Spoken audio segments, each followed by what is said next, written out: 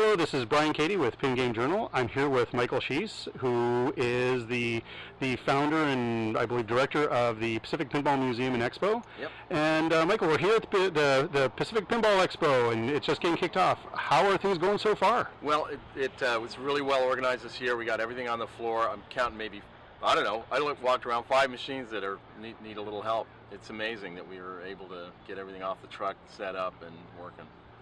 So it's pretty good. Sounds good. How many machines do you have at the show this year? We've got a few more showing up, so we haven't done a final count. But it's, I haven't done a count, but I'm assuming it's in the 370 range. Okay. You know, trying to top it off over 400, but that's about the capacity for this venue. Sounds good. So, since you mentioned the venue, I've heard that this may be the last show at this venue. Is that true? Or are you looking at different options for the future? It's a painful thing to admit. We really love doing this show, but the idea behind the show was to demonstrate what the museum could be in a permanent venue. So we've been doing that for 5 years.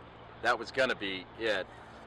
We did one last show. We're actually making headway towards getting a place in San Francisco. We've got a couple of options, one of them being the Palace of Fine Arts, which is going to have a request for proposals, so you have to go through procedures, but we think we're a really good fit, and we're going to try and convince the people that manage that space that we would be a good fit.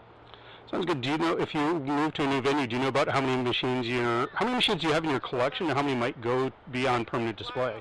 We have about 800 machines currently, with 100 in the museum. We have a lot more actually pledged to us from Richard Conger, and that's the really early machines from the 30s up to the late 40s. These are really rare machines that just have never seen the light of day outside of this show and Pin and Go-Go.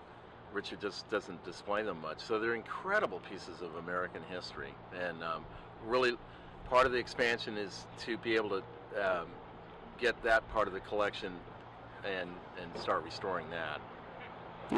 One of the problems is we hate to see all these machines that are restored and playable sitting on their butts in our warehouse. It drives us crazy. If we had a large venue like this, we could set up, if it's an 80,000 square foot space, 82,000 square feet at the Palace of Fine Arts, the part that the Exploratorium is leaving, even half of that would be tremendous for us. Could we fill the whole thing? You bet we could. Yeah, there's one last thing. We're doing an Indiegogo fundraiser, and it's probably going to, I think it lasts maybe 12 more days. But we're trying to raise a good chunk of money to have a war chest to be able to go in and deal with these people. So that's one thing to look for. If people want to donate to that, how can they do that? You just go online and look for Indiegogo.com, and we're under Pinball Education. We're trying to raise the money to do that. Okay, sounds great. Right. Well, thanks again, and thank you, Brian. Look forward thanks to Jim and Pin Game Journal and everything they do. It's awesome. Okay, thank you. Take care. All right, thanks.